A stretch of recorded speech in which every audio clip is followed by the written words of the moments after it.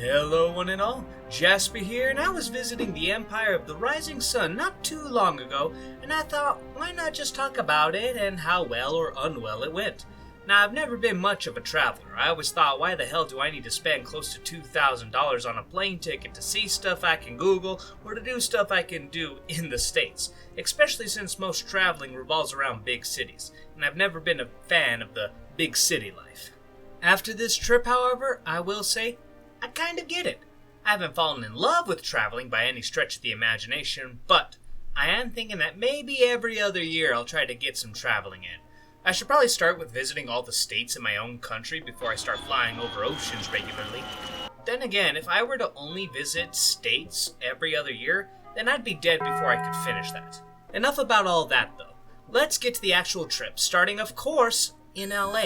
Now, many of you know that I do not live in LA. However, the people I am traveling with, my brother and his two friends, and yes, I'm perfectly aware this means I was the random asshole family member who heard about the trip and latched on. I get it, you get it, let's move on. But we all live across the country, and thought it would just be easier if we all flew and met up in LA, then from there traveled to Japan. Makes sense. Here's my advice though, don't do that. LA is a shit stain of a city. I'm sure it has some nice parts of it, but near the airport, it was probably one of the worst experiences of my life. You hear the stories of people shitting on the sidewalk. I thought they were all exaggerating. No, they aren't. It's all true. I would say it reminds me of a third world country, but I have a lot of friends and coworkers who live in a third world country, and I think they would be insulted if I were to compare this shit stain of a city to their homes. Okay, rant done. We stayed the night in LA and flew out early the next morning, landing in Tokyo, and the first thing that surprised me was just how big I felt there. Now, as many of you know, I'm not a big guy, 5'4", 150-ish pounds, all of it being muscle, of course, which height-wise is still below average for Japan, but I just noticed that walking around, there were many more people at my eye level or below, and they are all so skinny. Yeah, we found the occasional wannabe sumo wrestler, but I suddenly felt like a shit brick house walking around, and my brother with his buddies, who are all larger than me, must have felt like giants. Getting from the airport to our hostel was easy enough, and the public transport was amazing. I've never been a big fan of public transport. Most of my experience with it gets me into the mood of throat punching a baby, but here in Japan, it was nice. I still prefer driving around in my own truck and not having to worry about making sure I make it to a train or whatnot on time, but when the train is zooming by every 5 minutes or so, then suddenly that doesn't matter as much. Not surprising though, when you're in the most populated city in the world, shit has to run well. Wish the big cities in the US worked as well as Tokyo. Something I did not like about Tokyo though, rush hour. It can suck in the States when you're stuck in traffic traveling at a blinding speed of 1 inch a minute. But at least you are comfortable with plenty of elbow room in your car. If you try to take the subway in Tokyo during that time, then you better be ready to muscle your way in because anime was not exaggerating that at all. You are packed into the trains like sardines. 5 people had to hold their breath and suck in their stomachs to be polite so one more person could get in. It was tight and not in a good way. We only had to experience that once and decide, yeah, we're not going to be traveling around during rush hour anymore. There were lots of aspects of Tokyo that was super cool. There were some temples that we got to see, and there was also an interesting amount of swastikas in these areas. Come on, Japan. I know you were buddy-buddy with the Nazis in World War II, but you don't need to have it plastered over areas of worship. I'm kidding, of course. The swastika dates back some 6,000 years, I believe, from India, but one funny mustache man was able to ruin it for its original purpose. Walking around the city was very nice. It was hot, but I'm used to it being a desert rat myself, though the humidity was another story. That shit made it rough. I prefer my heat, like my humor, dry. Most of these days were spent walking, and shit tons of it. I think on average we were getting 10 miles a day, and it wasn't as bad as you might think because on almost every corner in Tokyo was a vending machine where you could get all sorts of drinks, water, soda, energy drinks, coffee, even alcohol, but our foreign IDs wouldn't work with it. My favorite though was a vending machine that squeezed oranges right in front of you. I don't know why, but it put a massive ass smile on my face. Second day was probably my favorite of the entire trip. We went down to the sushi restaurants that were near the fish market and holy shit. It was so good. I have never been a big fan of sushi. Never hated it, but meh, it's just not something I seek out. In this place though, it was so good. That fish was fresh off the boat and melted in my mind. Oh my god, the tuna! Oh, not just the tuna though, all sorts of delicious sushi like squid, salmon, and so much more. Also, all of it is super cheap. I was expecting to lose an arm and a leg for most things in Japan, especially because I'm in a heavily populated city. Drinks and vending machines, though, were often less than 200 yen, or $1.38. I don't think I've ever seen a drink in the States sell less for $2 unless it's Arizona iced tea. The meals themselves were of course pretty cheap, especially for the quality we were getting.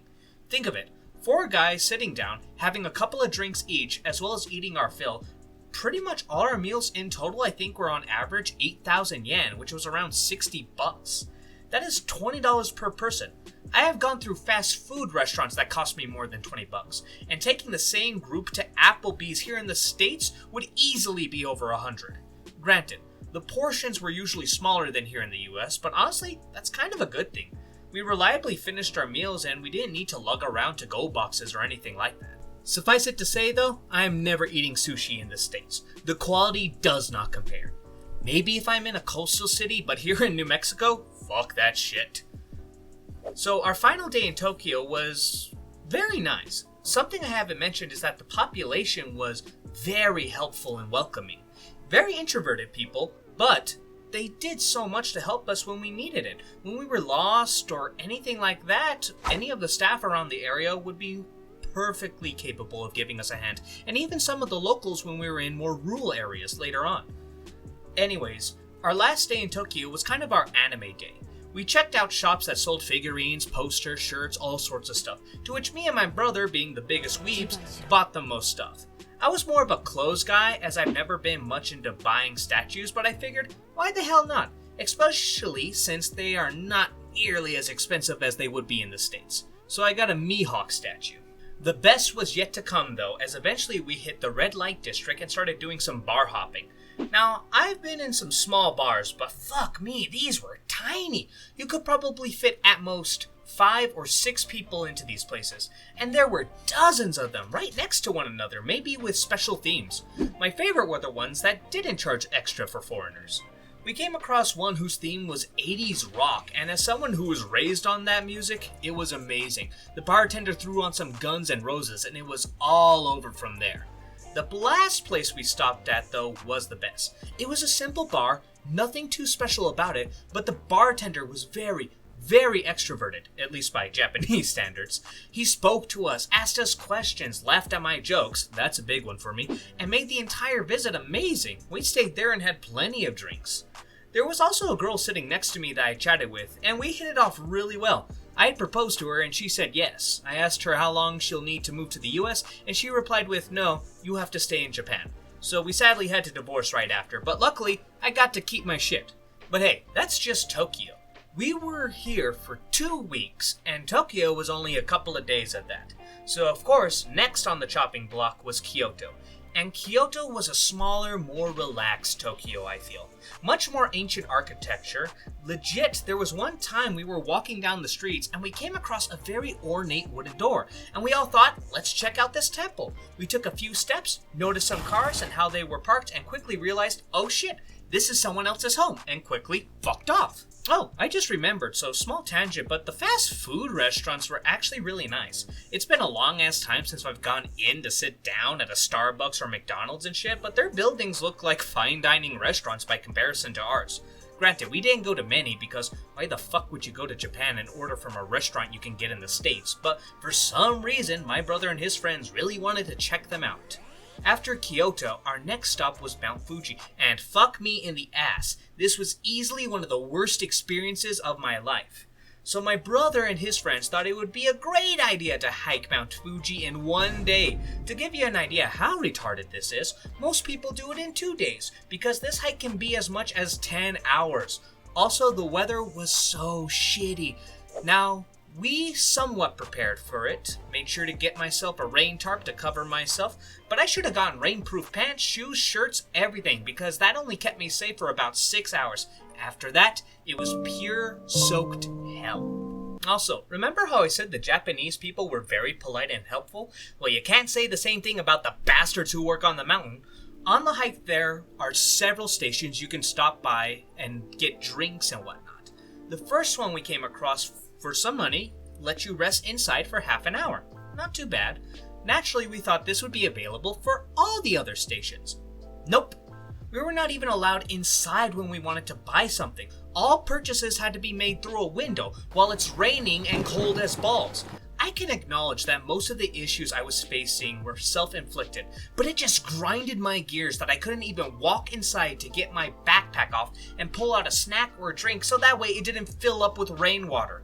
If World War III ever kicks off and Japan is our enemy again, I know exactly where the first nuke is flying.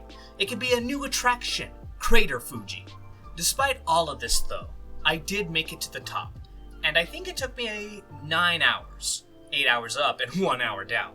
And also, just to brag a bit, I was the only one to make it to the top, and I was very surprised by this. The military friends to my brother were both pretty much in better shape than me, but thanks to my New Mexican lungs, I could handle the higher elevation better than these sea-level bitches. However, my brother was in way better shape than me, and had the same lungs as me, even if he'd been living in lower elevations for a while now. I kept pace with him for I want to say 6 hours or so, but eventually he just left me behind. Now, it'll be a cold day in hell when I let my little brother accomplish something that I couldn't, so I just kept on going. Thing is though, all the issues that I was dealing with, that I mentioned before, my brother was dealing with as well. Like the wet clothes and getting very annoyed he couldn't walk into a building to go through his backpack, and now that he was alone, he wasn't having fun and didn't want to keep going. He also thought that I had given up, which is fair because I was bitching the entire climb, so he decided to head back down. Problem is, I did not give up. I kept going, and since the downward path is different from going up, we missed each other. And let me tell you all a secret. Had I run into my brother while going up, I would have folded so fast. I was so ready to call it quits. But that didn't happen, so I stubbornly made it to the top, thinking that my brother was there.